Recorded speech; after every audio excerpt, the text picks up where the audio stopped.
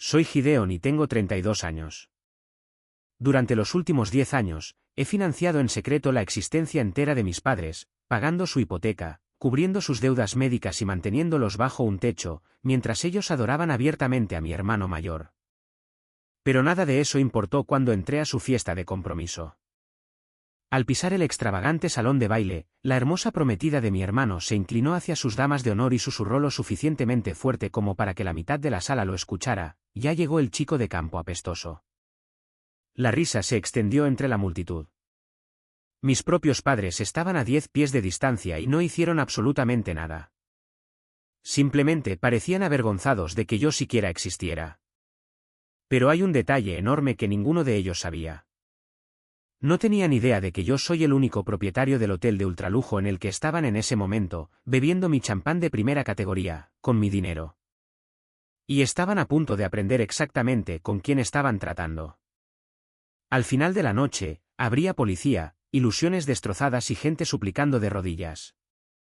Antes de que te cuente exactamente cómo destruí su mundo perfecto, por favor, dale al botón de me gusta si crees que el karma siempre cobra, y déjame saber en los comentarios desde donde nos estás viendo hoy. Ahora, volvamos al principio de la noche más explosiva de mi vida. La noche comenzó en los niveles subterráneos del Hotel Gran Solstice, una propiedad insignia que adquirí hace 3 años, después de una despiadada guerra de ofertas. Estacioné mi Porsche 911 de edición limitada en la bahía VIP privada. El motor resonó contra las paredes de hormigón impolutas, antes de apagar el encendido. El silencio que siguió fue pesado, lleno de la anticipación de lo que estaba a punto de soportar. El aparcacoches de turno era un joven llamado Marcus. Llevaba 2 años en mi empresa, estudiando en la escuela nocturna, y sabía exactamente quién era yo. Se apresuró a acercarse, con los ojos muy abiertos, extendiendo la mano hacia la manija de la puerta del lado del conductor, incluso antes de que me desabrochara el cinturón de seguridad. Salí al aire fresco y climatizado del garaje y le entregué las llaves. Lo miré directamente a los ojos y le di una instrucción muy específica. Le dije que mantuviera el coche fuera de la vista, en la bahía ejecutiva segura, detrás de las persianas de acero. Más importante aún, le dije que si me veía arriba, en el salón principal, esa noche, debía tratarme como a un completo extraño. No era su jefe esa noche. No era nadie. Él asintió, completamente confundido, pero demasiado bien entrenado como para hacer preguntas. Le deslicé un billete de $100, me di la vuelta y caminé hacia los ascensores de servicio privados. No quería una gran entrada. No quería que el conserje me hiciera una reverencia ni que el personal del vestíbulo se apresurara a abrirme paso. Quería observar a mi familia en su hábitat natural, cuando creían estar rodeados solo de personas a las que debían impresionar, y cuando pensaban que eran completamente inmunes a las consecuencias. Llevaba un traje a medida, pero había elegido intencionalmente una tela gris, discreta y sin pretensiones. Era caro, tejido con la mejor lana italiana, pero carecía de la marca ostentosa, el estilo agresivo o las solapas de seda afiladas que gritaban dinero nuevo. No llevaba gemelos de diamantes. No llevaba un reloj de lujo en la muñeca. Quería parecer exactamente como mi familia esperaba que me viera. Quería parecer promedio, con dificultades y completamente insignificante. Quería ser la mancha en su perfecta ventana de cristal. El ascensor de servicio zumbó suavemente mientras me llevaba a la planta baja. Cuando las pesadas puertas de roble del gran salón de baile finalmente se abrieron, el volumen de la fiesta me golpeó como una fuerza física. Candelabros de cristal, cada uno valiendo más que la casa en la que crecí, proyectaban una luz fragmentada y deslumbrante sobre cientos de invitados. La habitación olía a arreglos florales caros y abrumadores, a pato asado rico, y al pesado y dulce perfume de personas que se esforzaban demasiado por demostrar que pertenecían. Los camareros, con uniformes blancos impecables, circulaban con bandejas de plata, sirviendo champán que costaba más por botella de lo que mi padre solía ganar en una semana de duro trabajo. Y justo en el centro de todo, absorbiendo la adoración como una esponja, estaba mi hermano Julian. Tenía 35 años, era alto, impecablemente arreglado y vestía un smoking de terciopelo hecho a medida que, de hecho, sabía que había puesto en una tarjeta de crédito con una tasa de interés del 29%. Julian siempre fue la estrella del espectáculo. Sostenía un vaso de whisky, echando la cabeza hacia atrás con una risa resonante y ensayada que había escuchado 1.000.000 de veces antes. A su lado estaba Clara, su prometida. Clara parecía haber salido directamente de una revista de estilo de vida de lujo de alta gama. Estaba envuelta en seda verde esmeralda y diamantes brillantes, sosteniendo una delicada copa de champán como un cetro real. Tenía una belleza afilada y agresiva, que exigía atención y castigaba a cualquiera que no se la diera. Ella fue quien me vio primero. Estaba parado cerca de la entrada, tratando de mezclarme entre las sombras de un enorme pilar de mármol, cuando sus ojos helados se fijaron en los míos. Su sonrisa perfecta, ensayada y lista para la cámara, se desvaneció al instante. Fue reemplazada por una línea apretada y delgada de puro y absoluto disgusto. Se inclinó hacia la mujer que estaba a su lado, una de sus damas de honor idénticamente vestidas, y pronunció su pequeño susurro. Ya llegó el chico de campo apestoso. La dama de honor soltó una risa aguda y burlona, que atravesó el ruido ambiental del cuarteto de cuerda que tocaba suavemente en la esquina. Varios otros invitados giraron la cabeza para mirarme. Sentí sus ojos escaneando mi traje gris liso, juzgando mi falta de un séquito llamativo, observando mi comportamiento tranquilo y, de inmediato, descartándome como un don nadie. Sentí el familiar y ardiente pinchazo del rechazo, un nudo frío y pesado en mi pecho que había estado allí desde que era un niño. Pero mantuve mi rostro completamente inexpresivo. No me inmuté. No me di la vuelta. Caminé lentamente, deliberadamente hacia la barra, mi postura relajada, proyectando una quietud tranquila y aterradora, que había pasado una década dominando en despiadadas salas de juntas corporativas. De reojo, vi a Luna, mi gerente general de la propiedad. Estaba de pie cerca de las enormes y elaboradamente talladas esculturas de hielo, con un aspecto elegante y autoritario en su blazer negro a medida.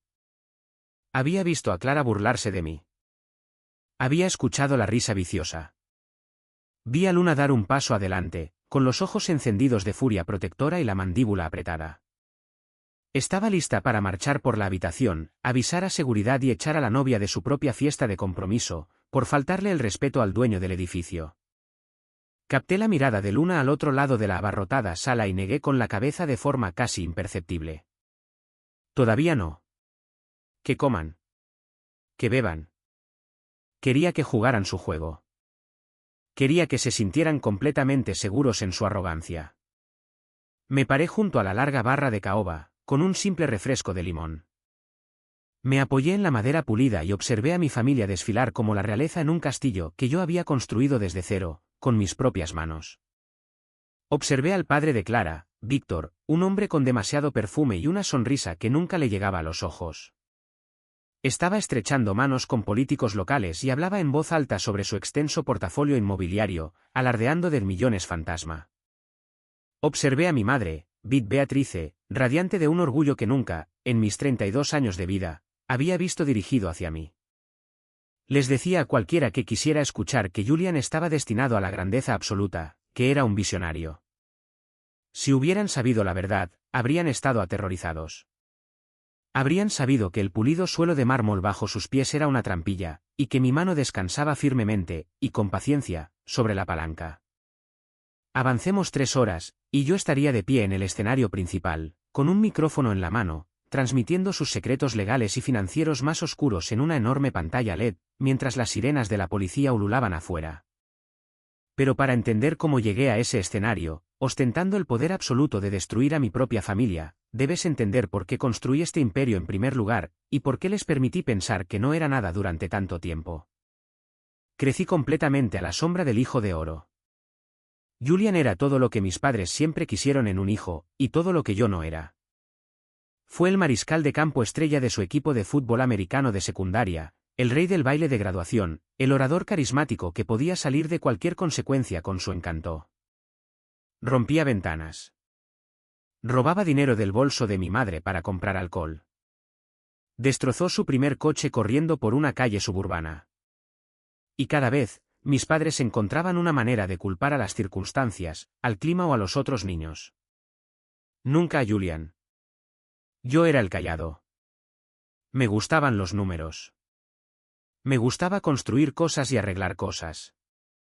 Pasaba mis fines de semana en nuestro garaje caluroso y polvoriento, mis manos cubiertas de grasa negra, arreglando cortadoras de césped rotas y vendiéndolas a los vecinos por dinero en efectivo. Me gustaba la lógica de las máquinas. Me gustaba que, si juntabas las piezas correctas, funcionaban.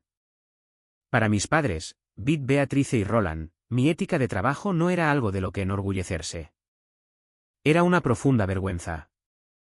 Era de clase obrera. Era sucio. No era lo suficientemente prestigioso como para que los vecinos lo envidiaran. Recuerdo vívidamente las cenas de Acción de Gracias.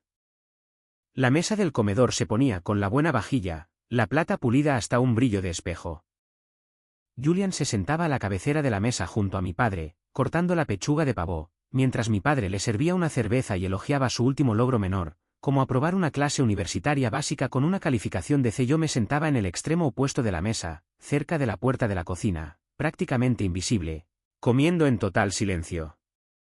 Si me atrevía a hablar, si mencionaba mis calificaciones de sobresaliente o el pequeño negocio de reparación que intentaba hacer crecer, mi madre me dedicaba una sonrisa tensa y condescendiente, me ofrecía un hueco y desdeñoso, «Qué bien, Gideon», e inmediatamente cambiaba el tema al swing de golf de Julian o a su hermosa nueva novia.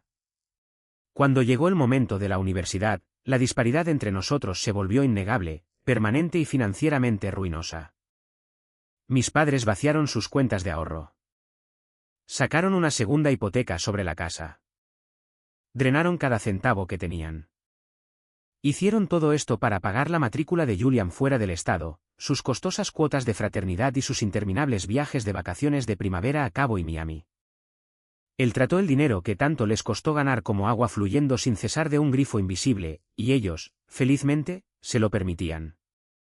Cuando me gradué de la escuela secundaria un año después, en la cima de mi clase, con un deseo ardiente de estudiar finanzas y administración de empresas, senté a mis padres en la mesa de la cocina y les pregunté por mi fondo universitario. Había visto las carpetas. Sabía que alguna vez existió. Mi padre me miró directamente a los ojos sin una pizca de culpa o vacilación, y me dijo que tenían que priorizar al hijo que realmente tenía un futuro en el mundo corporativo. Me dijo que no quedaba dinero, ni un solo dólar. Sugirió que consiguiera un trabajo en el Walmart local, que ascendiera a gerente de turno durante los próximos 10 años, y que aprendiera el valor del trabajo duro. Dijo que la universidad era una pérdida de dinero para alguien con mi conjunto de habilidades prácticas y de obrero. Lo dijo con una crueldad tan casual, que me dejó sin aliento. La única persona en toda esa casa que alguna vez me vio, que alguna vez realmente entendió mi potencial, fue mi abuelo. Era un hombre duro, hecho a sí mismo, que había construido una pequeña, y muy rentable, empresa de construcción, absolutamente de la nada, solo con callos y determinación. Él vio a través del encanto superficial de Julian y la tóxica ilusión de mis padres. Sabía que Julian era un parásito y que yo era un constructor. Durante sus últimos días en cuidados paliativos, cuando sus pulmones estaban fallando y el olor antiséptico flotaba en el aire, me pidió que me sentara solo junto a su cama. Me tomó la mano, su agarre sorprendentemente fuerte para un moribundo. Me miró con ojos apagados y me dijo que yo tenía el fuego, la tenacidad implacable de la que Julian carecía por completo. Me dijo que iba a conquistar el mundo. Y luego me prometió su posesión más preciada, un reloj de bolsillo antiguo de oro macizo que había sido pasado de generación en generación en nuestra familia durante 4 generaciones. No era solo un reloj. Era un símbolo pesado e innegable de legitimidad. Era la prueba de que pertenecía a esta familia, que era el heredero legítimo de los valores del trabajo duro y la resistencia, y que era digno de su legado. Pero cuando se celebró el funeral una semana después, el reloj desapareció. La casa estaba caótica.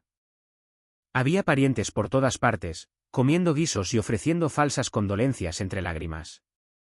Cuando el polvo finalmente se asentó y la casa se vació, el abogado que manejaba la modesta herencia abrió la caja fuerte de mi abuelo.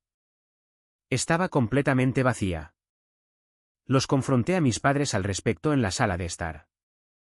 Mi madre fingió completa ignorancia, sus ojos desviándose nerviosamente de los míos, alegando que debía haberse perdido en el ajetreo del traslado hospitalario, o que quizás una enfermera lo había robado. Sabía que estaban mintiendo. Podía verlo en la rigidez de la mandíbula de mi padre y en la forma defensiva en que cruzaba los brazos. Simplemente no podía probarlo. Esa traición dolió más profundo que cualquier herida física que jamás hubiera soportado. No solo habían robado oro. Me habían despojado de la única pieza de validación y amor que alguna vez había recibido. Borraron la bendición de mi abuelo para proteger el ego de Julian. A los 18 años, empaqué una sola bolsa de lona y me fui en medio de la noche. No dejé una nota. No me despedí. Tomé un autobús Greyhound a 3 estados de distancia, viendo cómo el miserable pueblo desaparecía en el espejo retrovisor. Conseguí un trabajo lavando inodoros y sábanas manchadas en un motel destartalado e infestado de cucarachas, justo al lado de la autopista interestatal. Dormí en una cama plegable de lona en el sofocante cuarto de lavandería, para ahorrar en el alquiler. Ahorré cada centavo de mi mísero salario. Comí frijoles enlatados y arroz durante meses. Pero más importante aún, observé. Escuché. Aprendí cómo funcionaba el negocio de la hostelería, desde lo más bajo y crudo. Aprendí sobre márgenes de beneficio, cadenas de suministro, negociaciones con proveedores y valoración inmobiliaria. Leí libros de finanzas que saqué de la biblioteca pública hasta que me ardieron los ojos. Finalmente, tomé un riesgo enorme, y aterrador. Usé mis ahorros de toda la vida y obtuve un préstamo comercial de alto interés para comprar un motel deteriorado y embargado, que el banco quería desesperadamente quitar de sus registros. Lo renové yo mismo, trabajando jornadas de 20 horas hasta que me sangraban las manos. Hice la fontanería, la pintura, la techumbre, los paneles de yeso. Lo vendí por una ganancia enorme, tomé ese dinero, compré 2 propiedades más y repetí el agonizante proceso. Durante más de una década, mi capital de sudor se acumuló agresivamente. Me mudé de moteles de carretera y me mudé a desarrollos de lujo, bienes raíces comerciales y gestión de hostelería de alta gama. A los 30 años, estaba sentado sobre un imperio multimillonario. Tenía una oficina de esquina enorme, un personal de cientos de personas y más dinero en activos líquidos de lo que mi padre podría siquiera comprender. Sin embargo, a pesar de todo lo que me habían hecho, nunca corté completamente el vínculo con mi familia. Años después de irme, me enteré por un viejo vecino que Roland había sido despedido de su trabajo y que Beatrice se estaba ahogando en enormes facturas médicas por una cirugía menor. Estaban a 2 meses de la ejecución hipotecaria. Iban a perder la casa. Julian, previsiblemente, no se encontraba por ninguna parte. Demasiado ocupado pretendiendo ser un gran apostador en Miami como para responder a las desesperadas llamadas telefónicas de sus padres. Así que, contraté a un abogado de gestión patrimonial de primer nivel. Establecí un fideicomiso ciego anónimo. Cada mes, durante años, un cheque de caja llegaba a su banco para cubrir su hipoteca, sus servicios, sus comestibles y sus deudas médicas. No lo hice por ellos. No quería su gratitud ni su falso amor. Lo hice porque necesitaba probarme a mí mismo que era fundamentalmente mejor que su crueldad. Yo era el pilar silencioso e invisible que sostenía la misma casa que me había echado a la calle. De vuelta al presente, en la fiesta de compromiso, salí violentamente de mis recuerdos por el olor agudo y abrumador de un perfume floral pesado. Mi madre, Beatrice, estaba de pie justo a mi lado, en la barra. No me abrazó. No sonrió. No preguntó cómo estaba. Me miró de arriba abajo, sus ojos deteniéndose con duro juicio en las sencillas solapas de mi traje gris. Gideon, dijo ella, su voz tensa, con una desaprobación apenas velada. Sinceramente, me sorprende que hayas venido. Asumí que no podrías tomarte el tiempo libre de lo que sea que hagas ahora. Mecánica, ¿verdad? Soy gerente, dije, con voz monótona, manteniendo mi expresión completamente neutral, encerrando mis emociones detrás de una pared de acero. Ella suspiró, un dramático y teatral aleteo de manos que pretendía transmitir su profunda y prolongada fatiga. Bueno, solo desearía que hubieras hecho un poco más de esfuerzo. La familia de Clara es muy prominente. Gideon, Víctor posee varias empresas enormes. Están acostumbrados a un cierto alto nivel de vida. Tu hermano está entrando en un círculo muy elevado esta noche. No queremos que piensen que Julian viene de gente que compra su ropa en tiendas de descuento. Nos refleja mal a todos. Miré a la mujer cuya casa había estado pagando en secreto durante la última década. La pura y cegadora audacia de su ilusión era impresionante. Podría haberla aplastado allí mismo. Podría haber metido la mano en mi bolsillo, sacado los extractos bancarios privados en mi teléfono, habérselos metido en la cara y haber visto cómo toda su realidad se desmoronaba en polvo. Podría haberla visto ahogarse en su propio orgullo. Pero me contuve. Me tragué el veneno. Intentaré mantenerme fuera de las fotos profesionales, mamá, dije con suavidad. Ella asintió con la cabeza satisfecha y enérgica, sin notar en absoluto el fuerte sarcasmo que goteaba de mis palabras, y se alejó para buscarle a Víctor otra copa de vino caro. Me mordí la parte interior de la mejilla y la observé alejarse, pensando que su insulto sería lo peor que experimentaría esa noche. Estaba increíblemente equivocado. La verdadera pesadilla, el verdadero catalizador de su destrucción, estaba a punto de comenzar. Me alejé de la barra, necesitando desesperadamente espacio para respirar. El aire en el salón de baile se sentía grueso, sofocante, fuertemente teñido de hipocresía y colonia cara. Navegué a través de la densa multitud de extraños adinerados, ignorando sus miradas despectivas, mis ojos escaneaban la habitación en busca de una salida a un balcón exterior. Solo necesitaba aire frío. Fue entonces cuando volví a ver a Clara. Estaba haciendo corte cerca de un enorme y alto arreglo floral de rosas blancas y orquídeas, riendo a carcajadas por un chiste que acababa de hacer un político local. Al echar la cabeza hacia atrás para reír, la brillante luz del candelabro de cristal que colgaba sobre ella, captó algo metálico que descansaba en la base de su garganta, justo contra su clavícula. Me detuve en seco. Mi visión se estrechó. El ruido ambiental de la fiesta, el cuarteto de cuerda, el tintineo de las copas, la charla arrogante se desvanecieron en un sordo y atronador rugido en mis oídos. La sangre en mis venas se volvió hielo. Colgando de una cadena de oro gruesa, moderna e increíblemente hortera alrededor del cuello de Clara, estaba el reloj de bolsillo antiguo de mi abuelo. Había sido modificado burdamente. Alguien había pagado a un joyero para soldar un pesado aro de metal en la parte superior de la delicada caja de oro, para que pudiera usarse como un ostentoso colgante. Pero el intrincado grabado a mano de hojas de roble entrelazadas en la caja de oro era inconfundible. Conocía cada línea de ese grabado. Lo había trazado con mis dedos cuando me senté junto a su lecho de muerte. Era el legado que me prometieron. Era el legado que mi madre había jurado con lágrimas en los ojos que se había perdido para siempre. La revelación me golpeó como un impacto físico en el pecho, dejándome sin aliento. Mis padres no lo habían perdido. Lo habían robado. Lo habían mantenido escondido en su casa, guardado bajo llave en un cajón o una caja fuerte durante más de una década, acaparado como ladrones en la noche. Y lo habían hecho solo para regalárselo a la nueva novia de Julian, como una gran y generosa bienvenida a la familia. Habían tomado el único pedazo de amor, la única pieza de validación pura que mi abuelo me dejó, y lo usaron para decorar el cuello de una mujer que acababa de llamarme chico de campo apestoso. Una fría, oscura y aterradora furia comenzó a acumularse en el hueco de mi estómago. El tiempo de ser el proveedor silencioso y noble había terminado oficialmente. El tiempo de tomar el camino correcto y poner la otra mejilla estaba muerto y enterrado. Clara me notó mirando fijamente su pecho. Se excusó de su círculo de amigos adinerados, con los ojos brillando de irritación, y se acercó a mí con determinación. Una sonrisa arrogante y depredadora se dibujaba en sus labios rojos y brillantes. Se detuvo a centímetros de mí, invadiendo agresivamente mi espacio personal, tratando de forzarme a retroceder. Me mantuve firme. ¿Te gusta?, preguntó ella, su tono goteando con descendencia. Tocó el pesado reloj de oro con una uña pintada de rojo sangre, perfectamente cuidada. El metal chocó bruscamente contra un collar de diamantes que también llevaba. La madre de Julian me lo dio esta noche en una ceremonia muy privada y emotiva. Dijo que era una preciada reliquia familiar, algo destinado solo a la esposa del verdadero heredero.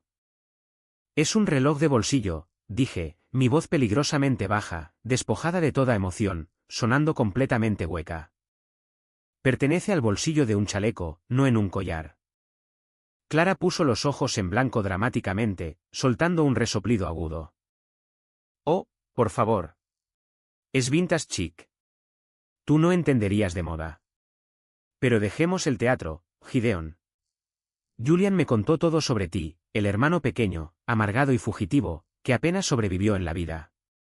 Incluso me habló de esos patéticos pequeños cheques de caja anónimos que les envías a los padres cada mes. Mi corazón golpeaba contra mis costillas, pero mi rostro permaneció como una máscara impenetrable. ¿De verdad crees que no saben que eres tú?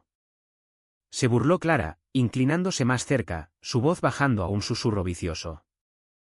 Simplemente te dejan hacerlo porque te tienen lástima. Te hace sentir importante, ¿verdad? Pretender que eres el gran y fuerte salvador que ayuda a la familia que te abandonó. Mi mandíbula se tensó hasta que mis dientes realmente dolieron. Estaba pescando. Estaba lanzando dagas en la oscuridad, tratando de encontrar un punto débil, intentando afirmar su dominio sobre alguien a quien percibía como débil y fácil de romper. Escúchame con atención, siseó Clara, abandonando por completo el dulce acto de socialité. Sus ojos se volvieron duros, planos y completamente muertos. Julian está ascendiendo en el mundo. Mi padre lo está incorporando a nuestra firma como vicepresidente ejecutivo. Una vez casados, no quiero que andes por aquí. No encajas con nuestra marca. Eres un pasivo. Sigue enviando tus cheques si te hace sentir mejor. Pero mantente alejado de mi marido y de nuestras vidas. ¿Estamos claros? Ella no esperó una respuesta. Se dio la vuelta sobre su tacón de diseñador y se pavoneó de regreso al centro de la habitación, dejándome allí, de pie en las sombras. Procesé el puro veneno de su ataque. Lo analicé. Era demasiado confiada, demasiado agresiva. La gente con dinero real, dinero antiguo, no actuaba así. No sentían la necesidad de establecer violentamente su dominio sobre un supuesto campesino en un evento social público. Te ignoraban. No te amenazaban. Algo estaba enteramente, y fundamentalmente, mal con Clara y su familia. Los números no cuadraban. Necesitaba tranquilidad para pensar. Caminé rápidamente los baños de mármol para invitados y usé mi tarjeta de acceso Orfid Maestra para deslizar un escáner oculto, empotrado en la pared. Una puerta sin marcar se abrió con un clic y me deslicé al pasillo de servicio VIP. La gruesa alfombra industrial absorbió al instante el sonido de mis pasos. El aire era más fresco aquí, oliendo a ropa limpia y cera para suelos. Era un área restringida utilizada solo por la alta dirección y los equipos de seguridad de alto perfil. Me apoyé contra la pared bajo la tenue luz fluorescente, sacando mi teléfono para llamar a mi director de seguridad. Necesitaba hacer una verificación de antecedentes de Víctor y Clara. Pero antes de que pudiera marcar el número, escuché una voz resonando desde la pequeña alcoba cerca de los ascensores de servicio, a 50 pies por el pasillo. Era Víctor, el padre de Clara. Estaba furiosamente de un lado a otro, hablando con urgencia y agresividad por un teléfono celular. No me importa cuál fuera la línea de tiempo original, gruñó Víctor al teléfono. Su acento culto y suave había desaparecido por completo, reemplazado por un tono áspero, chirriante y desesperado. Lo aceleramos. Nos movemos ahora. El hermano es un don nadie. Es un mecánico o algo así. No será un problema. Los padres están completamente engañosos. El anciano prácticamente me entregó todo su portafolio financiero esa noche para que lo revisara. Tienen un patrimonio sustancial en esa casa, además de una cuenta de jubilación totalmente financiada. Contuve la respiración, adentrándome más en las sombras, apoyando la espalda contra la fría pared, esforzándome por escuchar cada palabra. Sí, el día después de la boda, continuó Víctor, su tono despiadado y calculador, desprovisto de toda empatía humana. Drenamos las cuentas de jubilación primero, aprovechamos la casa para un enorme préstamo puente, y luego desaparecemos por completo, igual que el trabajo en Dallas, y le decimos a Silas que obtendrá su 10% de la comisión por darnos la información. Pero si sigue llamándome quejándose de sus facturas de custodia de hijos, lo eliminaré por completo. Solo mantén las empresas fantasma listas para recibir las transferencias bancarias. Las piezas encajaron en mi mente con una claridad aterradora y cegadora. Silas, mi primo Silas, aquel que había pasado recientemente por un brutal, e increíblemente costoso, divorcio y batalla por la custodia, quejándose constantemente en las reuniones familiares por necesitar efectivo para pagar a sus abogados despiadados. Silas había sabido sobre el fideicomiso anónimo que yo establecí. Había husmeado en la casa de mis padres, había revisado su correspondencia y había visto los estados financieros. Había vendido esa información a Víctor y Clara. No eran magnates inmobiliarios adinerados. Eran estafadores profesionales, depredadores. Habían apuntado a Julian, aprovechando perfectamente su necesidad desesperada y patética de estatus y riqueza, usando su enorme ego para obtener acceso a los activos restantes de mis padres. Si tuvieran éxito, Beatrice y Roland se quedarían completamente sin hogar y sin un céntimo, viviendo en la calle. Julian se quedaría sin nada, profundamente endeudado, y probablemente enfrentaría cargos federales por fraude por asociación. Toda la familia quedaría absolutamente diezmada, destruida sin posibilidad de reparación. Víctor colgó el teléfono, respiró hondo, se alisó las solapas de su caro smoking y volvió a la fiesta, luciendo de nuevo esa sonrisa falsa y cálida en su rostro. Era completamente inconsciente de que acababa de firmar su propia sentencia de muerte. No eran solo personas terribles, eran monstruos, y acababan de entrar voluntariamente en la guarida del mayor depredador de la ciudad. Creían estar cazando ovejas indefensas, pero acababan de encerrarse en una jaula de acero con un lobo hambriento. No entré en pánico. No irrumpí en el gran salón de baile, agarré a Víctor por su caro cuello de seda y comencé una violenta discusión a gritos frente a 300 invitados adinerados. Eso es lo que hacen los aficionados. Eso es lo que hacen las víctimas emocionales. Soy un hombre de negocios forjado en los fuegos de la despiadada guerra corporativa, un ideal en apalancamiento, documentación innegable y destrucción calculada total. Evité el salón de baile por completo y tomé el ascensor privado y seguro directamente a la suite ejecutiva del ático en el último piso, que servía como mi sala de control en el lugar.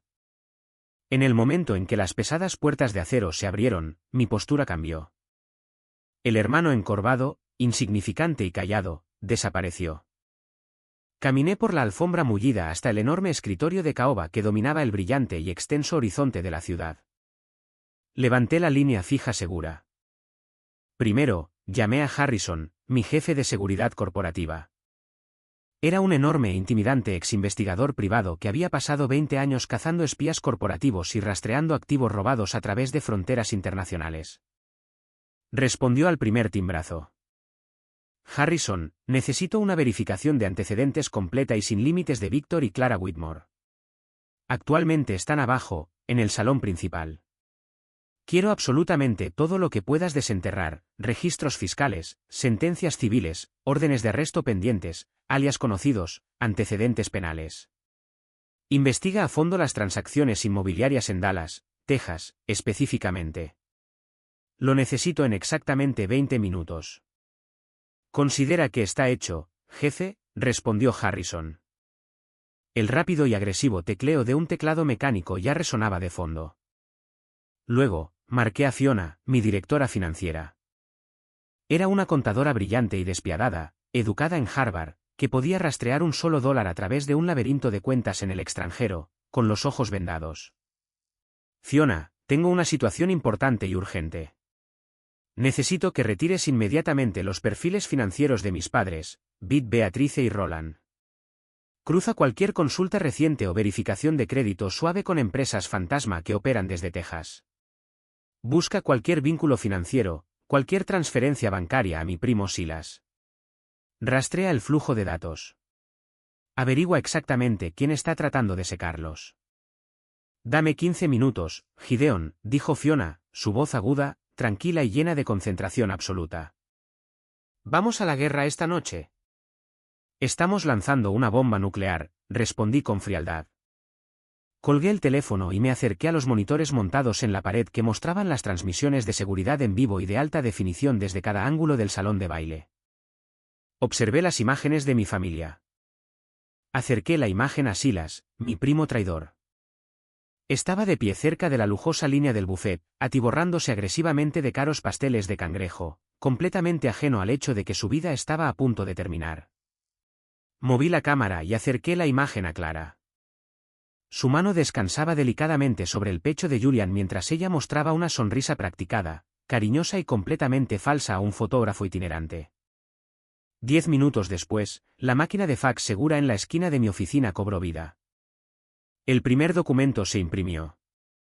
Luego otro y otro. Una gruesa pila de papel comenzó a formarse. Mi teléfono celular zumbó violentamente contra el escritorio de caoba. Era Harrison. Gideon, has dado en el blanco, dijo Harrison, su voz teñida de una sombría satisfacción depredadora. Clara Whitmore no existe en ninguna base de datos. Su nombre real es Amanda Vance. Tiene 3 órdenes de arresto por delitos graves de alta prioridad en Texas por fraude electrónico y abuso de ancianos. Víctor no es su padre. Su nombre real es Richard Vance. Es su esposo. Llevan a cabo una sofisticada operación de estafa a largo plazo, dirigida a familias vulnerables de clase media que están desesperadas por ascender en la escala social. Fingen la riqueza, enganchan al objetivo, agotan los activos y desaparecen en el aire. Tienen una demanda civil masiva pendiente en Arizona por exactamente la misma estafa. ¿Y Silas? Pregunté, mirando los documentos que detallaban las complejas transferencias bancarias escalonadas que Fiona acababa de enviarme a mi correo electrónico seguro y encriptado. Silas ha estado recibiendo depósitos regulares e irrastreables de exactamente $5.000 de una empresa fantasma directamente vinculada a Richard Vance, intervino Fiona en la línea de conferencia segura. Él vendió los datos financieros de tus padres, sus números de seguridad social y sus números de ruta bancaria por Calderilla, para financiar su desagradable acuerdo de divorcio. Cogí un pesado bolígrafo de plata y lo golpeé contra el escritorio de caoba. Un sonido lento y rítmico. La evidencia era irrefutable. Era herméticamente cerrada. Era hermosa, impecablemente condenatoria. Harrison, dije, mi voz firme, tranquila y tan fría como el hielo. Contacta inmediatamente con la comisaría de policía local. Habla directamente con el capitán Miller. Me debe un favor. Dile que tengo 2 fugitivos federales buscados en mi edificio y la evidencia está perfectamente empaquetada para él. Dile que traiga esposas y que estacione discretamente en la parte de atrás. Luego necesito que bajes a la cabina de control audiovisual, detrás del salón principal, ahora mismo. Cogí mi portátil, conectando una unidad flash especializada de alta capacidad. La cargué con todos los documentos, las órdenes de arresto por delitos graves, los complejos diagramas de empresas fantasma, la aterradora foto policial de Texas y las transferencias bancarias que vinculaban a Silas con el fraude masivo. Los organicé en una presentación de diapositivas. No usé música, ni transiciones elegantes y que distrajeran, solo hechos crudos, brutales e innegables mostrados en texto enorme y en negrita. Tomé el ascensor de vuelta a la planta baja. El pasillo fuera del salón de baile estaba completamente silencioso. La inquietante y pesada calma antes de la tormenta absoluta. Entré en la cabina de control audiovisual, donde 2 jóvenes y nerviosos técnicos estaban monitoreando los niveles de audio para los próximos discursos. Harrison ya estaba allí, su enorme figura bloqueando la entrada, pareciendo un portero fuertemente armado, listo para un disturbio. Conecta esto a la pantalla LED principal, detrás del escenario, le dije al técnico principal, entregándole mi portátil abierto. Cuando dé la señal, cortas la presentación de diapositivas que estén reproduciendo y duplicas mi pantalla. No la apagas. No miras hacia otro lado hasta que te lo diga explícitamente. ¿Entiendes? El técnico tragó saliva, profundamente intimidado por la masiva presencia de Harrison, y asintió rápidamente, con las manos temblorosas. Sí, señor presidente. Salí de la cabina y me quedé solo en el pasillo oscuro, fuera de las pesadas puertas de roble del salón de baile. Dentro, podía escuchar el tintineo agudo y claro de una cuchara de plata contra un vaso de cristal. La ruidosa y bulliciosa habitación cayó en un silencio repentino y respetuoso. Era tiempo para el brindis. Empujé las pesadas puertas para abrirlas solo un poco y observar el escenario. Víctor estaba de pie bajo el foco, con el micrófono sostenido con confianza en su mano, una sonrisa cálida, paternal y completamente fabricada, pegada a su rostro. Levantó su copa de mi champán caro, mirando a Julian y Clara con falsa adoración. «Familia», Resonó Víctor, su voz resonando perfectamente a través del caro sistema de sonido que yo había pagado. Es el fundamento de todo lo que construimos en esta vida. Cuando miro a Julian, no solo veo un yerno. Veo un verdadero socio. Veo a un joven que está listo para entrar en un legado de inmensa riqueza, confianza absoluta y prosperidad mutua. La multitud aplaudió cortésmente, aplaudiendo en ignorante acuerdo. Mis padres sonrieron con un orgullo absoluto y radiante en la primera fila, completamente ciegos al matadero al que entraban felizmente. Respiré hondo, dejando que la frialdad se asentara por completo en mi corazón. Empujé las pesadas puertas de roble del salón de baile y entré justo cuando Víctor levantaba su copa para el brindis final y triunfal. Estaba feliz. Le quedaban exactamente 10 segundos de felicidad en su vida, antes de que yo quemara todo su mundo falso hasta convertirlo en cenizas. Las pesadas e insonorizadas puertas de roble del gran salón de baile no emitieron ni un solo sonido cuando las abrí. Yo había supervisado personalmente las renovaciones arquitectónicas de esta propiedad insignia, pagando una prima exorbitante por la mejor ingeniería acústica disponible en el mercado, asegurándome de que cada bisagra, cada tabla del suelo y cada elemento estructural fuera impecablemente silencioso. Entré en la habitación justo cuando Víctor, o más bien Richard Vance, tomaba un profundo respiro teatral, preparándose para soltar el gran remate de su nauseabundo y completamente fabricado brindis. El cuarteto de cuerda en la esquina había dejado de tocar por completo, sus arcos descansando tranquilamente sobre sus rodillas. 300 invitados adinerados estaban pendientes de cada una de sus palabras, sus copas de champán suspendidas en el aire. Mi madre, Beatrice, aferrándose al brazo de mi padre en la primera fila, con los ojos brillantes, llenos de densas lágrimas de alegría absoluta. Ella creía plenamente que su hijo dorado, Julian, finalmente había asegurado su lugar legítimo en los escalones más altos de la alta sociedad. Ella creía que este era el momento en que toda su incesante jactancia, todos sus sacrificios financieros y todos sus crueles desaires hacia mi existencia, finalmente estaban siendo validados. Caminé derecho por el pasillo central del salón de baile. No me apresuré.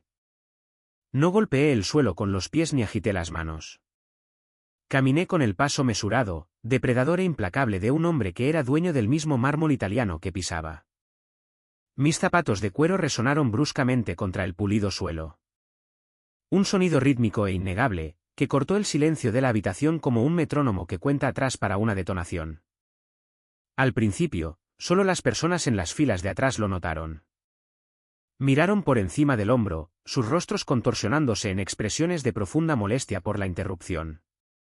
Luego empezaron los murmullos. El susurro se extendió hacia adelante como una ola oscura, propagándose entre la multitud adinerada mientras los invitados se daban codazos, señalando con sus dedos cuidados al hombre del traje gris, liso y sin rasgos distintivos, que marchaba hacia el escenario principal. Julian notó la distracción primero. Miró más allá de su futuro suegro, sus cejas perfectamente arregladas frunciéndose en una profunda y genuina confusión. Entrecerró los ojos contra las brillantes luces del escenario, tratando de distinguir mi rostro. Luego me vio clara. Su radiante sonrisa de $1.000.000, lista para la cámara, se fracturó al instante. No solo se desvaneció. Se hizo añicos. Sus helados ojos azules se abrieron, brillando con una chispa repentina y violenta de pánico genuino. Sabía que yo era una amenaza. Había sentido mi resistencia antes. Pero en su mente arrogante, todavía pensaba que yo era solo un hermano pequeño, amargado, pobre e irrelevante, tratando de montar una patética escena pública y borracha para vengarse de mi familia. Llegué al frente de la sala, deteniéndome justo en la base del escenario. Richard Vance pausó su discurso a mitad de frase, bajando lentamente su cara copa de champán de cristal, su rostro contorsionado en una magistral máscara de condescendencia educada y adinerada. Me miró desde la plataforma elevada, ajustando las solapas de su smoking hecho a medida, interpretando el papel del patriarca benevolente con absoluta perfección. Disculpe, joven, dijo Richard con suavidad al micrófono, su voz goteando una falsa preocupación paternal que resonó a través de los enormes altavoces. Creo que está completamente perdido. Este es un evento familiar privado y altamente exclusivo. Creo que la entrada del personal de servicio está en los pasillos traseros. No querríamos que tuvieras problemas con tu gerente, ¿verdad? Una ola de ligera y burlona risa se extendió entre la multitud. Era el sonido de gente rica encontrando diversión en la percibida desgracia de la clase trabajadora. Mi madre, Bit Beatrice, soltó un fuerte y muy dramático jadeo, que se pudo escuchar hasta 3 filas atrás. Se levantó violentamente de su asiento en primera fila, su rostro enrojecido de un carmesí profundo y avergonzado, sus manos temblaban mientras me señalaba directamente. Gideon, ¿qué demonios crees que estás haciendo? Siseó Bit Beatrice en voz alta, abandonando por completo su refinada personalidad de socialité.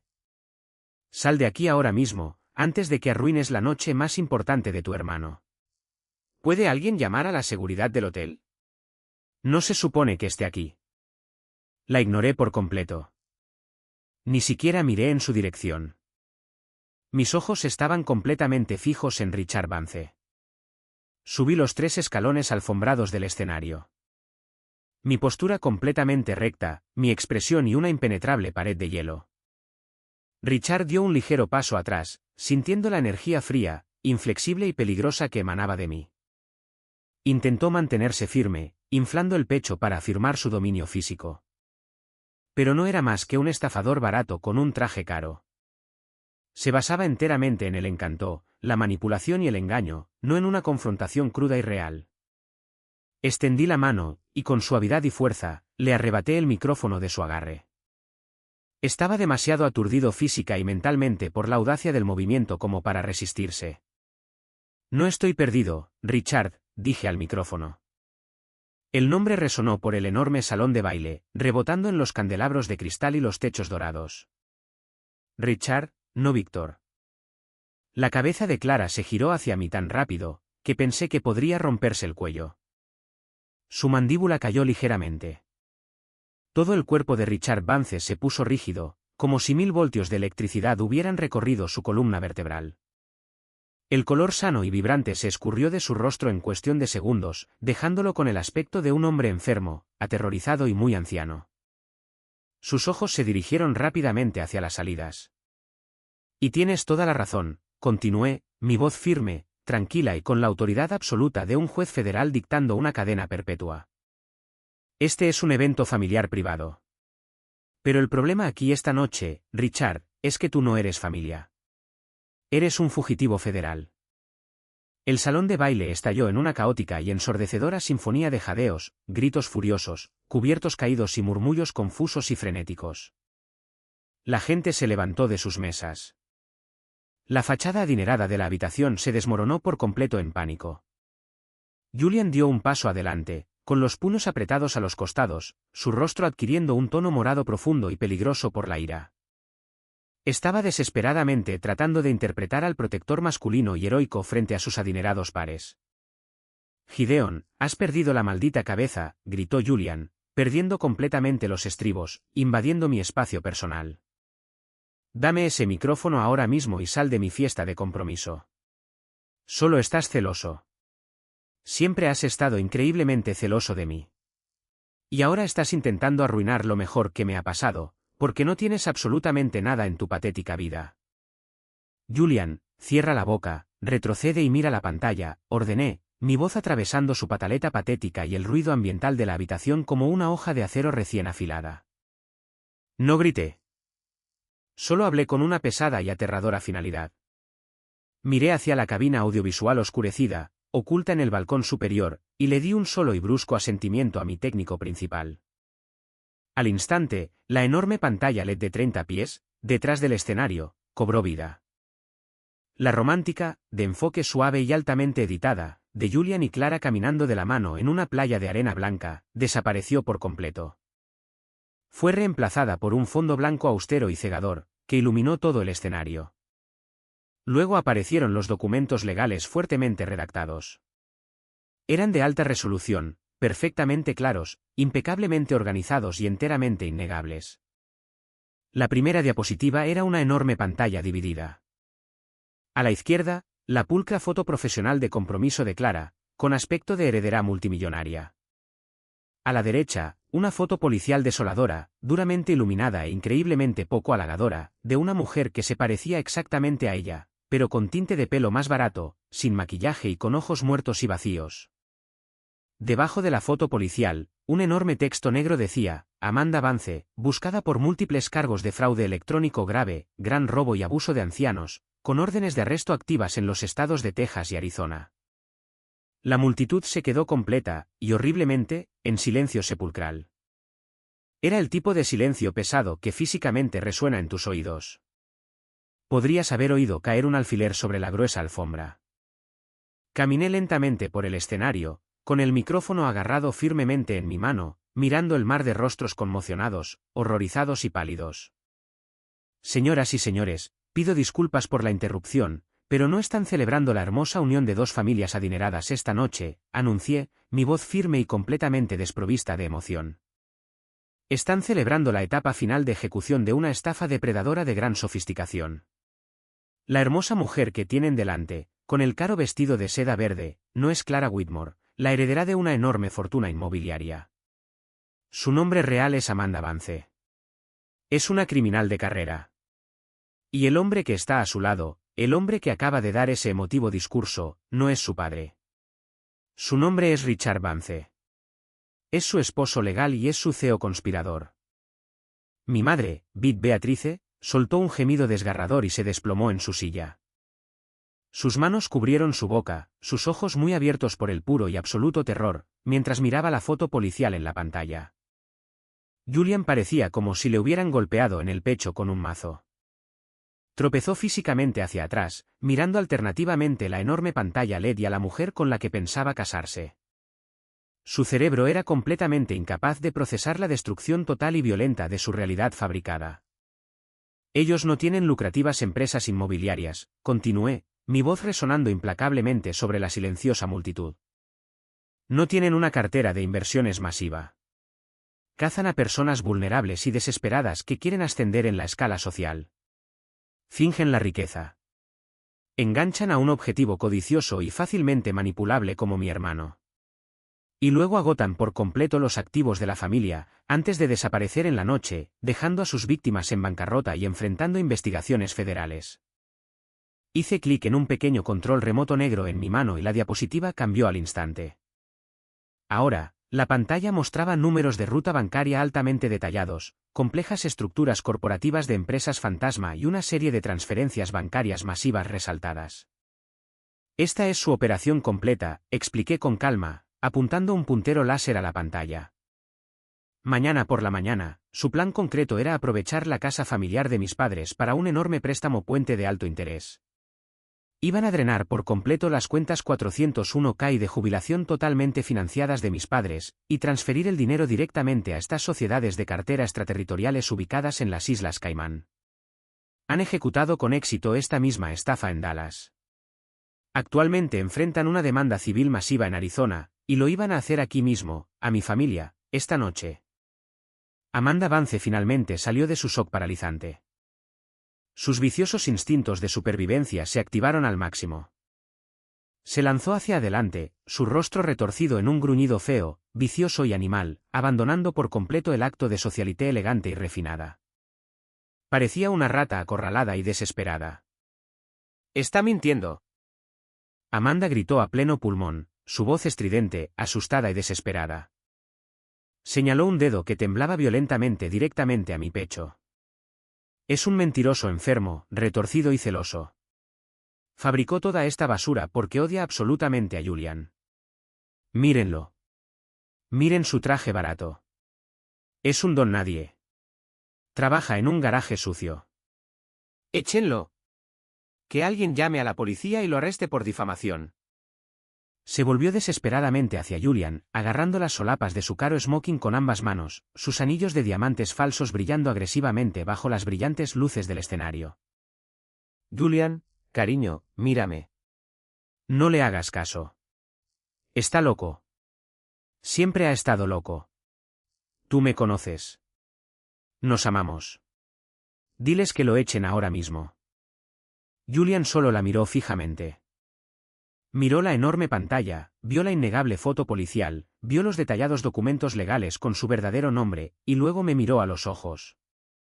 Vio la certeza absoluta y aterradora en mi mirada. Por primera vez en su vida enteramente privilegiada, fuertemente protegida y profundamente mimada, su armadura dorada le había fallado por completo. La ilusión estaba muerta.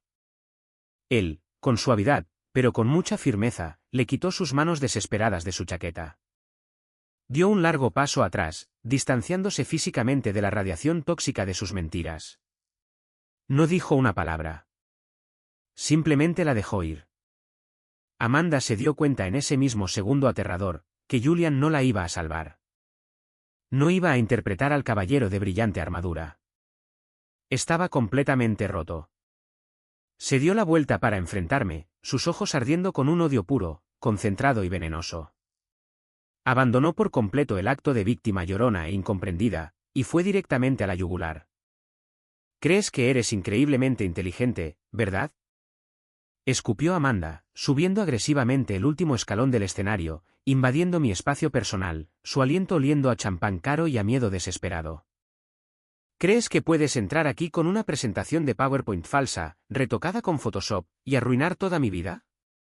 No eres absolutamente nada. Eres un patético y apestoso chico de campo que ni siquiera podría permitirse alquilar una habitación estándar en este hotel, y mucho menos pararse en este escenario y dar lecciones a gente que es infinitamente mejor que tú. Voy a demandarte por todo lo que vales. Voy a lanzar una demanda por difamación tan masiva que te enterrará. Voy a quitarte cada centavo de tu miserable salario. Y me aseguraré de que mueras sin hogar en la calle. No me inmuté. No parpadeé. No di ni un solo paso atrás. Solo la miré con un vacío profundo y aterrador, sin sentir absolutamente nada más que una fría y calculada determinación. ¿Vas a demandarme?, pregunté en voz baja, sosteniendo el micrófono cerca de mi boca, asegurándome de que el impecable sistema de sonido captara cada sílaba de mi respuesta. Te destruiré por completo, siseó ella, su rostro a centímetros del mío. Justo en ese mismo momento crucial, las enormes y pesadas puertas de roble en la parte trasera del gran salón de baile se abrieron de golpe con un estruendo fuerte y resonante, que hizo eco como un disparo. Pero no era la seguridad del hotel que venía a arrastrarme con esposas. Era Maxwell. Maxwell era un desarrollador de bienes raíces comerciales multimillonario, un expolítico local prominente y el miembro más respetado de la junta directiva de mi sociedad holding internacional. Estaba flanqueado a su derecha por Luna, mi brillante gerente general, y a su izquierda por Harrison, mi enorme y fuertemente armado jefe de seguridad corporativa. La densa multitud de invitados adinerados se apartó de inmediato, apresurándose a salir de su camino, sintiendo la inmensa e innegable ola de pura autoridad y poder financiero que entraba en la sala. Maxwell caminó directo por el pasillo central, su caro traje a medida absolutamente impecable, su cabello plateado perfectamente peinado. Ignoró por completo a los invitados que susurraban y estaban en pánico. Ignoró por completo a mis padres llorando en la primera fila, e ignoró por completo a Julian, que estaba congelado en el escenario.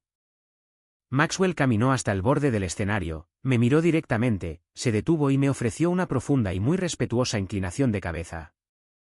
¿Hay algún problema aquí esta noche, señor presidente?, preguntó Maxwell. Su voz era fuerte, increíblemente clara y se proyectaba perfectamente en la sala muerta, silenciosa y aterrorizada. Todo el salón de baile contuvo la respiración colectivamente. Mi madre, Beatrice, soltó un pequeño, agudo y completamente patético sonido de gemido. La mandíbula de Julian se abrió físicamente, sus ojos saltones mientras miraba al multimillonario, tratando a su hermano menor completamente despreciado como a la realeza. Richard Vance dio otro paso tambaleante hacia atrás, agarrándose al podio para no caerse, dándose cuenta finalmente de la inmensa e inimaginable magnitud de su fatal error de cálculo. No solo había intentado estafar a una familia adinerada. Había intentado robar al rey. Ningún problema en absoluto, Maxwell, respondí con suavidad, mi voz resonando por la habitación. Solo un pequeño problema de control de plagas que se está solucionando mientras hablamos. Luna dio un paso adelante, sus tacones resonando bruscamente, mirando directamente a Amanda con absoluto desdén. Señor, he instruido explícitamente al personal de aparcacoches para que inmovilice y retenga todos los vehículos asociados con la fiesta de Whitmore. El perímetro del edificio está completamente asegurado por nuestro personal de seguridad privada. Nadie sale de esta propiedad sin su permiso expreso. Amanda miró frenéticamente entre yo, Maxwell y Luna. Su cerebro criminal intentaba furiosa y desesperadamente computar los datos de la imposible realidad que se presentaban directamente ante ella. «Señor presidente», repitió Amanda, su voz quebrándose violentamente, la confianza arrogante y venenosa drenándose por completo de su cuerpo como agua de un vaso roto. «¿Qué? ¿Qué quiere decir exactamente con, señor presidente?» Me acerqué a ella. Bajé ligeramente el micrófono, hablando lo suficientemente alto para que ella, Richard y mi familia inmediata en la primera fila escucharan la devastadora verdad. Me preguntaste antes cómo podía permitirme alquilar una habitación en un lugar como este, dije, mi voz goteando hielo absoluto y helado. No alquilo habitaciones aquí, Amanda. Soy dueño de este edificio. Soy dueño del terreno sobre el que se asienta. Soy dueño del garaje donde está ahora mismo tu coche de huida. Soy dueño del caro champán que tú y tu falso marido habéis estado bebiendo a mi costa toda la noche. Y personalmente pago el salario de los guardias de seguridad fuertemente armados que están en cada salida ahora mismo. Intentaste estafar a una familia que creías estúpida, ingenua e increíblemente vulnerable. Y tenías toda la razón sobre ellos. Pero cometiste un error fatal. Olvidaste correr una verificación de antecedentes del hijo que desecharon. Las pesadas puertas de madera en la parte trasera del salón de baile se abrieron una última y dramática vez. El capitán Miller de la comisaría de policía local entró vistiendo su uniforme de gala completo, su placa dorada atrapando la luz de los candelabros. Era un hombre que no jugaba. Estaba acompañado por 6 oficiales de policía uniformados y fuertemente armados. No se apresuraron. Caminaron con el propósito tranquilo, metódico y aterrador de hombres que ya tenían el juego completamente asegurado y las salidas totalmente selladas. «Richard Vance, Amanda Vance», gritó el capitán Miller, su voz resonando sobre la aterrada multitud, haciendo eco en los techos altos. «Mantengan las manos exactamente donde pueda verlas. No muevan un músculo. Ambos están arrestados por múltiples cargos de fraude electrónico grave, gran robo, abuso de ancianos y conspiración para cometer fraude federal». Richard ni siquiera intentó correr. Sabía que había terminado. Simplemente encogió los hombros, completamente derrotado, la falsa persona de patriarca derritiéndose por completo. Puso las manos detrás de la espalda sin oponer resistencia, mientras un gran oficial le colocaba agresivamente las frías esposas de acero en las muñecas, apretándolas. Amanda, sin embargo, perdió completamente la cabeza. La realidad de la prisión federal finalmente la golpeó. Chilló, un sonido agudo, penetrante y animal de rabia pura y sin adulterar. Se lanzó directamente hacia mí, sus garras manicuradas apuntando agresivamente a mi cara, desesperada por infligir cualquier tipo de daño. Harrison estuvo allí en microsegundos. Se movió con una velocidad aterradora para un hombre de su tamaño. La atrapó por el brazo en pleno ataque, lo torció con pericia y dolorosamente detrás de su espalda, y la forzó a caer de cara contra el pulido suelo de madera del escenario. Se agitó salvajemente, pataleando, gritando obscenidades viles, maldiciendo mi nombre, maldiciendo a Julian por ser tan estúpido, maldiciendo a toda la ciudad. Mientras Harrison la levantó bruscamente para entregarla a los oficiales que la arrestaban, algo se rompió. El movimiento violento y repentino rompió la cadena barata y hortera, soldada alrededor de su cuello. El reloj de bolsillo de oro macizo de mi abuelo voló por el aire a cámara lenta. Golpeó el duro suelo de mármol en la base del escenario con un crujido metálico agudo, pesado y nauseabundo, que pareció resonar infinitamente más fuerte que las sirenas de la policía que ahora ululaban fuera del hotel. La policía arrastró a una Amanda que gritaba y a un Richard silencioso fuera del gran salón de baile, sus voces desvaneciéndose por el largo y opulento pasillo. La habitación quedó en un estado de profunda devastación, en estado de shock. Los invitados adinerados no se demoraron. Comenzaron a recoger rápida, nerviosa y muy silenciosamente sus caros abrigos y bolsos, saliendo por las puertas laterales como fantasmas, desesperados por escapar del radio de explosión inmediato de este absoluto desastre social y legal. Bajé lentamente los escalones alfombrados del escenario. Me arrodillé en el frío suelo de mármol y recogí con cuidado el reloj de bolsillo de oro. La esfera de cristal estaba completamente destrozada, pequeños fragmentos esparciéndose por la piedra, pero la caja de oro macizo con las intrincadas hojas de roble talladas a mano seguía perfectamente intacta. Froté mi pulgar sobre el grabado familiar, sintiendo una extraña, pesada y tranquilizadora paz invadir mi alma. La deuda estaba finalmente y permanentemente saldada. Me puse de pie y me volví para enfrentar a mi familia. Julian estaba sentado en una silla dorada, la cabeza hundida entre las manos, los hombros temblaban. Estaba completa y absolutamente destrozado. Mi padre, Roland, miraba fijamente la pared, con el rostro ceniciento, pareciendo 10 años mayor de lo que era esa misma mañana.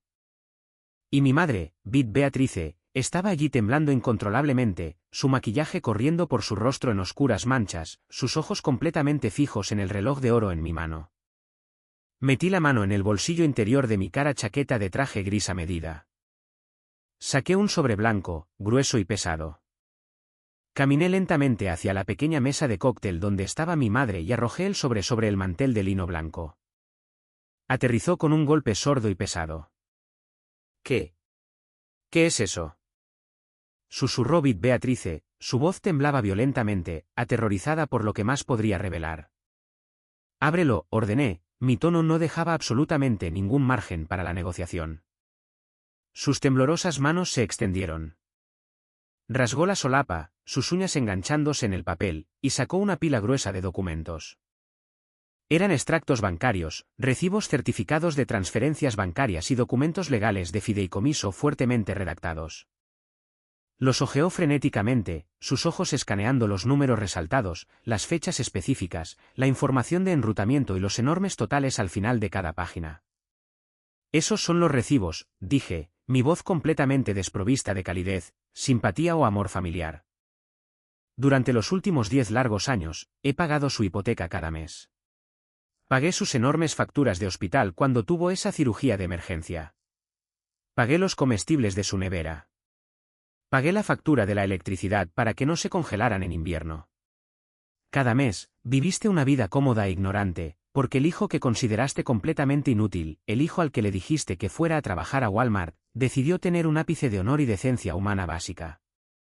Beatrice me miró, lágrimas corriendo rápidamente por su rostro. Su cuidadosamente construida persona de socialité completamente arruinada. Abrió la boca para hablar, para ofrecer alguna patética excusa, pero no salieron palabras. Simplemente soltó un sollozo fuerte, desgarrador y completamente feo. ¿De verdad creías que Julian era tu salvador? Continué, señalando con un dedo severo directamente a mi hermano, quien estaba demasiado avergonzado para siquiera levantar la cabeza y mirarme. Julian fue quien trajo un parásito peligroso a tu casa. Julian fue quien iba a dejar que te despojaran de todo lo que posees y te dejaran morir completamente en la calle. Te salvé esta noche, mamá.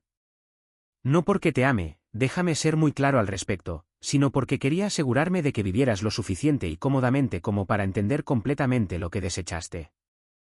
Les di la espalda. No esperé una disculpa. No quería sus patéticas lágrimas, sus palabras vacías o sus desesperadas excusas tardías. Caminé por el salón de baile vacío, silencioso y devastado, con el pesado reloj de oro descansando a salvo en mi bolsillo. Había entrado en ese hotel hacía unas horas como un fantasma. Salía como el rey absoluto de mi propia realidad. Las consecuencias de esa noche explosiva fueron completamente catastróficas. Una avalancha de movimiento rápido que sepultó a todos los involucrados, excepto a mí. La investigación policial avanzó increíblemente rápido, impulsada por la evidencia innegable que proporcioné. Richard y Amanda Vance no eran mentes maestras criminales. Eran estafadores arrogantes que habían dejado una enorme, e increíblemente descuidada, pista de papel en 3 estados diferentes. Porque yo le había entregado al capitán Miller los diagramas de las empresas fantasma, las direcciones IP y los recibos de las transferencias bancarias en bandeja de plata. El fiscal de distrito ni siquiera tuvo que esforzarse para conseguir las acusaciones del gran jurado. A ambos se les negó inmediatamente la fianza por un furioso juez federal, debido a que eran grandes riesgos de fuga con un historial de creación de identidades falsas. Enfrentaban décadas en prisión federal, con sus activos congelados, su imperio falso completamente desmantelado. Para mi familia, sin embargo, la destrucción fue mucho más íntima, mucho más personal e infinitamente más dolorosa. La vida falsa y fuertemente apalancada de Julian se derrumbó de la noche a la mañana. Los deportivos de lujo que no podía permitirse fueron agresivamente embargados de su entrada en plena noche. Las compañías de tarjetas de crédito, al darse cuenta de que el pozo se había secado por completo, vinieron a cobrar su dinero, congelando inmediatamente todas sus cuentas. Sin la poderosa ilusión de parientes ricos y conectados que lo apoyaran, sus supuestos amigos corporativos en Miami lo abandonaron al instante. Dejaron de devolverle las llamadas. Fue despedido de su trabajo de gerente de bajo nivel porque la humillación pública del arresto estaba ligada a su nombre.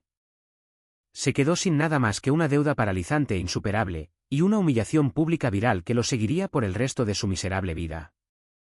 3 meses después de la desastrosa fiesta de compromiso, estaba sentado en mi oficina de la esquina del ático, revisando tranquilamente los informes financieros trimestrales para una nueva adquisición de bienes raíces comerciales, cuando mi asistente ejecutiva hizo sonar mi intercomunicador seguro. Señor Burns, dijo, su voz estrictamente profesional.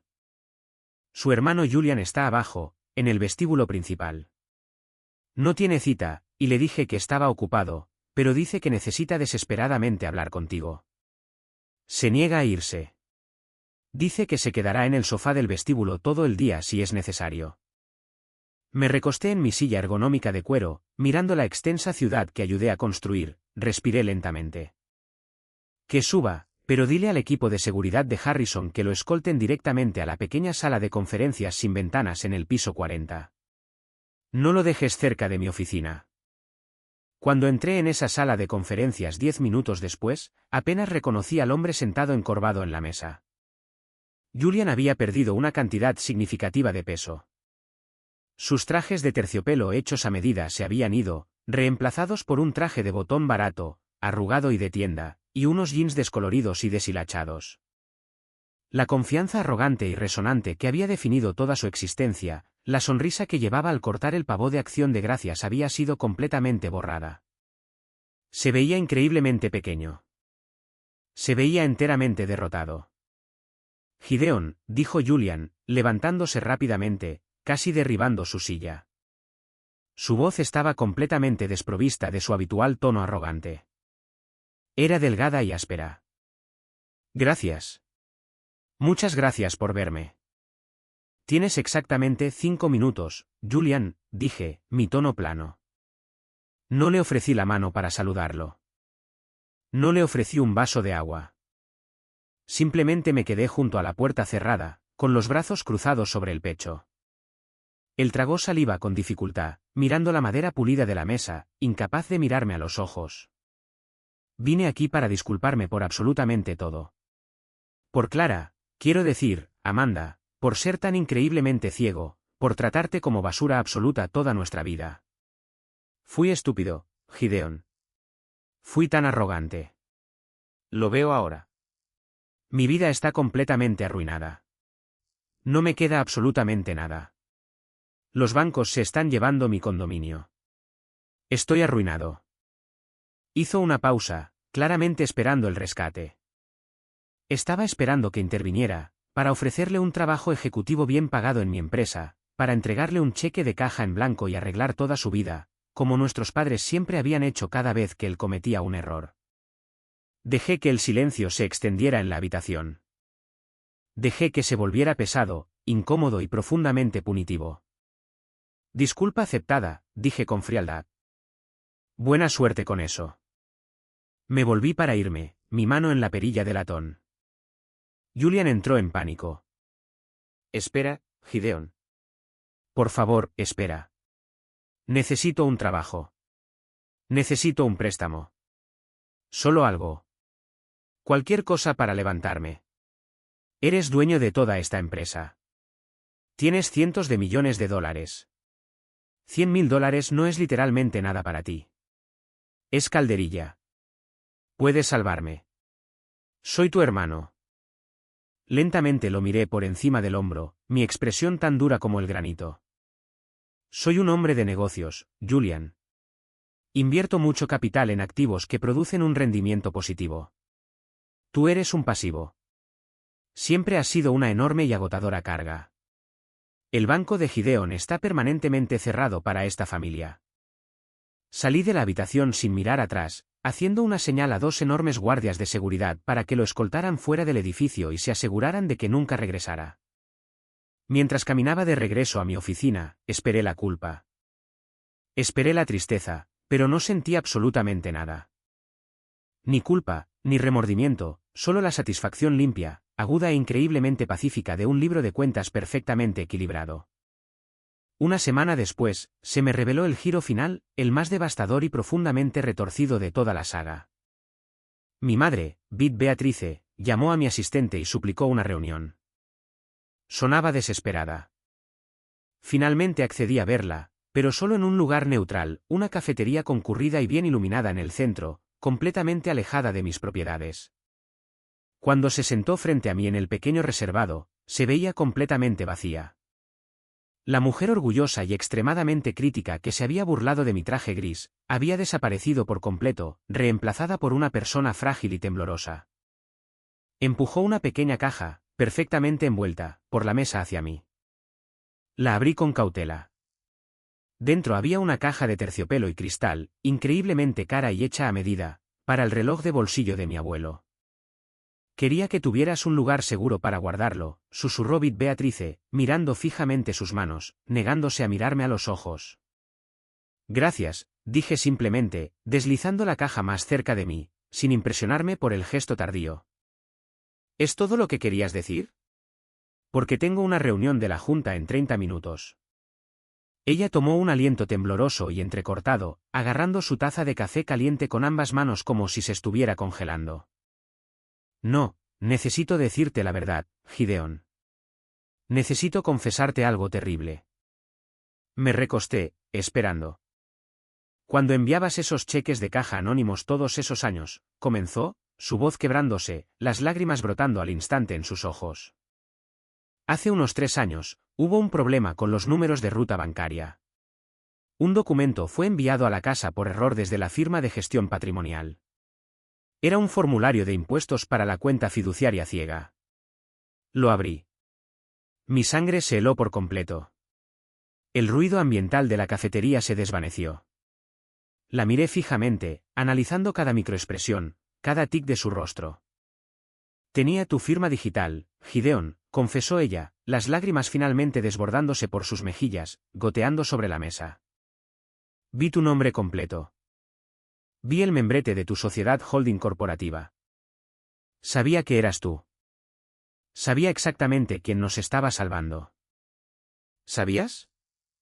Pregunté, mi voz peligrosamente suave, apenas un susurro. ¿Sabías que estaba pagando el techo sobre tu cabeza? ¿Sabías que pagué tu cirugía? Y todavía estuviste allí en esa fiesta y me dijiste que era una vergüenza de clase trabajadora porque no usaba un traje de diseñador. Aún así le diste a Julian lo único que me dejó el abuelo. Ella cubrió su cara con las manos, sollozando abiertamente en la concurrida cafetería, atrayendo miradas de los otros clientes. No podía admitirlo. No podía admitir que el hijo que descuidé, el hijo que traté tan terriblemente, el hijo al que le dije que trabajara en Walmart, fue el que tuvo éxito más allá de nuestros sueños más salvajes. Si admitía que eras nuestro salvador, tendría que admitir que fui una madre terrible y abusiva. Tendría que admitir que estaba completamente equivocada con Julian. Mi orgullo no me dejó hacerlo. Simplemente fingí que nunca vi el papel. Lo tiré a la chimenea y me mentí a mí misma. Lo siento mucho, mucho. Me recosté en mi silla, absorbiendo la profundidad absoluta y asombrosa de su traición. El puro narcisismo era impresionante. Ella no solo me ignoró. Ella activa y conscientemente, eligió su propio ego frágil por encima de la verdad. Eligió mantener la falsa ilusión del hijo dorado, incluso cuando tenía pruebas innegables de que él era completamente inútil y yo era quien los mantenía con vida. No te mentiste solo a ti misma, mamá, dije, levantándome de la mesa, dejando mi café completamente intacto. Me mentiste todos los días. Y debido a tu enfermizo orgullo, casi permitiste que un estafador destruyera por completo a esta familia, solo para que pudieras seguir jugando tu retorcido juego de favoritos. Puse la pequeña caja de terciopelo en el bolsillo de mi caro abrigo y la miré una última vez, llorando. No me vuelvas a llamar nunca. No vuelvas nunca a mi oficina. Hemos terminado por completo y para siempre. Ah, y en cuanto al primo Silas, el sonriente corredor que vendió los datos financieros de mis padres a Víctor para financiar su complicado divorcio, absolutamente no me olvidé de él. Fiona, mi brillante directora financiera, compiló un dossier masivo, aterrador y fuertemente documentado de todas sus transferencias bancarias ilegales, robo de datos y conspiración para cometer fraude.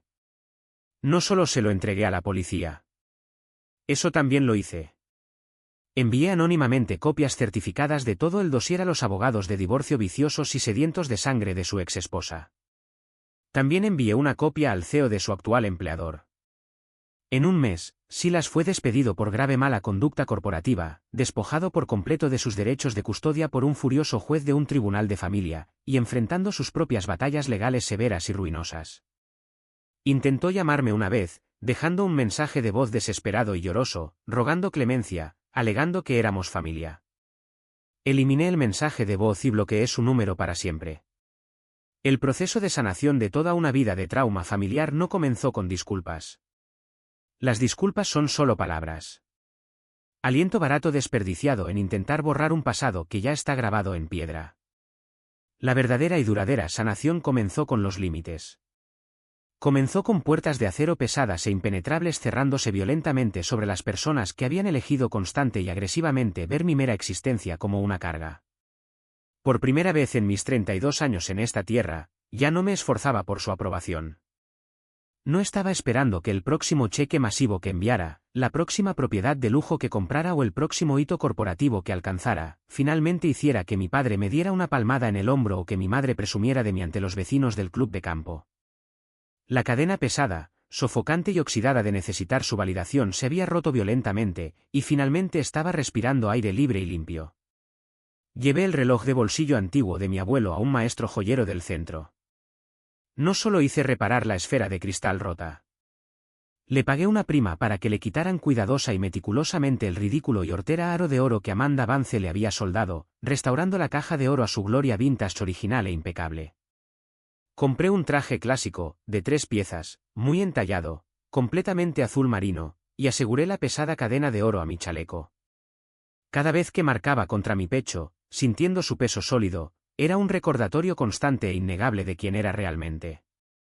Era un constructor. Era un superviviente. Era exactamente el hombre que mi abuelo sabía que me convertiría, cuando todos los demás dudaron de mí. El imperio hotelero continuó expandiéndose agresivamente. Con el peso muerto emocional de mi familia tóxica completamente separado de mi vida, mi enfoque se volvió absoluto y nítido. Adquirimos 3 nuevas propiedades de lujo solo en el próximo año fiscal, dominando el mercado inmobiliario comercial en la región, pero construir una riqueza masiva solo por el hecho de ver un puntaje alto en un extracto bancario ya no era mi objetivo principal. Había aprendido de la manera difícil, a través de años de aislamiento, lo que una completa falta de apoyo y una falta de creencia pueden hacerle a una persona joven que intenta salir del lodo. 6 meses después de la desastrosa y explosiva fiesta de compromiso, despejé completamente el horario del salón principal del Hotel Gran Solstice. Era la misma habitación donde había quemado a Richard y Amanda hasta los cimientos. La misma habitación donde murió la ilusión de mi familia. Pero esta vez, las pesadas puertas de roble no estaban cerradas para un evento familiar privado, snob y exclusivo. Estaban abiertas de par en par al público. Organicé un seminario masivo, totalmente financiado, de fin de semana de 3 días. Invité a 200 jóvenes emprendedores de orígenes obreros y de clase trabajadora. Invité a mecánicos, fontaneros, paisajistas, niños que trabajaban turnos nocturnos en garajes polvorientos y lavaban inodoros en moteles. Invité a los niños a quienes sus padres, sus maestros y su sociedad les decían repetida y constantemente que no eran lo suficientemente prestigiosos como para importar, que la universidad no era para ellos, que simplemente debían conformarse con menos. Pagué por su viaje. Pagué por sus habitaciones de lujo. Les di exactamente el mismo pato asado de primera, el caviar caro y el champán importado del que mi terrible familia se había atordado agresivamente meses antes. Me puse de pie en ese mismo escenario masivo, pero esta vez las pantallas LED detrás de mí no mostraban órdenes de arresto por delitos graves ni fotos policiales. Mostraban modelos financieros prácticos, estrategias de adquisición de bienes raíces, gráficos de interés compuesto y guías para obtener préstamos para pequeñas empresas. Miré a una sala masiva llena de jóvenes, hombres y mujeres, que estaban increíblemente hambrientos, que estaban desesperados porque alguien, cualquiera, simplemente les dijera que sus manos callosas y sucias eran un activo, no una vergüenza. Escaneé la multitud y vi a un joven en la tercera fila, vistiendo un traje gris barato y mal ajustado, tomando nerviosamente furiosas notas en un cuaderno de espiral. Se veía exactamente como yo hace 10 largos años, cuando me subí a ese autobús Greyhound. Caminé hasta el borde del escenario, quité el micrófono del soporte metálico y lo miré directamente a él, y luego al resto de la sala silenciosa y cautivada. El mundo va a intentar meterte en una caja muy pequeña, les dije, mi voz resonando con absoluta convicción. Tus amigos dudarán de tu visión. Tu sociedad te dirá que te mantengas en tu camino y que seas realista. Y a veces, la verdad más dolorosa y devastadora de todas, tu propia familia de sangre, mirará tu ambición ardiente y la llamará una broma. Se burlarán de tu esfuerzo. Se burlarán de tus trabajos de obrero, porque tu ambición implacable los hace sentir profundamente incómodos con su propia pereza y mediocridad. Hice una pausa, llevando la mano para tocar el reloj de bolsillo de oro que descansaba pesadamente contra mi chaleco. Nunca dejes que dicten tu valor, continué. No te encoges para que ellos se sientan cómodos. La venganza más grande y satisfactoria que puedes lograr en esta vida difícil no es gritar. No es pelear en el barro y no es destruirlos. La verdadera venganza es el éxito masivo, innegable y cegador. Construye un imperio tan masivo, tan alto, que tengan que estirar el cuello solo para mirar la suela de tus zapatos. Sé absolutamente innegable. Los aplausos que siguieron no fueron los aplausos educados y falsos de golf de los socialites ricos. Fue un rugido. Fue el sonido atronador de cadenas rompiéndose. Nunca volví a hablar con mis padres ni con Julian. Me enteré por el boca a boca de viejos vecinos que Julian trabajaba en un miserable y estresante puesto de ventas de nivel medio, conduciendo un sedán usado y destartalado, quejándose constantemente a cualquiera que quisiera escuchar lo profundamente injusto que era el mundo con él. Mis padres se vieron obligados a mudarse a un apartamento pequeño, apretado y de un dormitorio en una zona mala de la ciudad, obligados a vivir realmente dentro de los medios exiguos y patéticos que habían creado para sí mismos. Los cheques anónimos habían cesado por completo.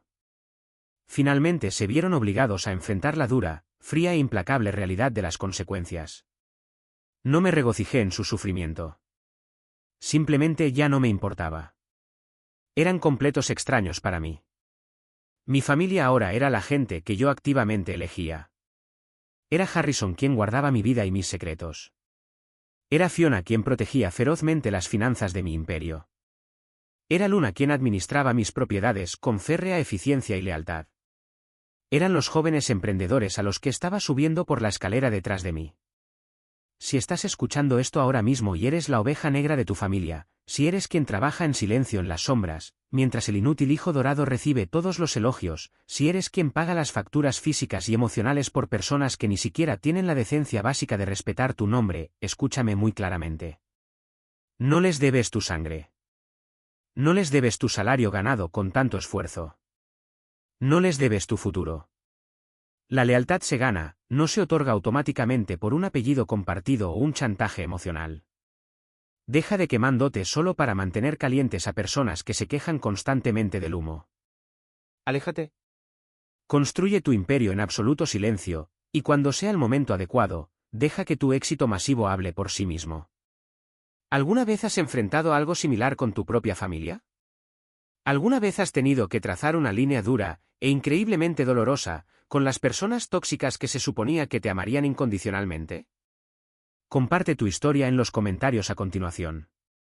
Deja que esta comunidad sea la poderosa validación que nunca recibiste en casa. Y no olvides darle me gusta a este vídeo y suscribirte para no perderte el próximo viaje.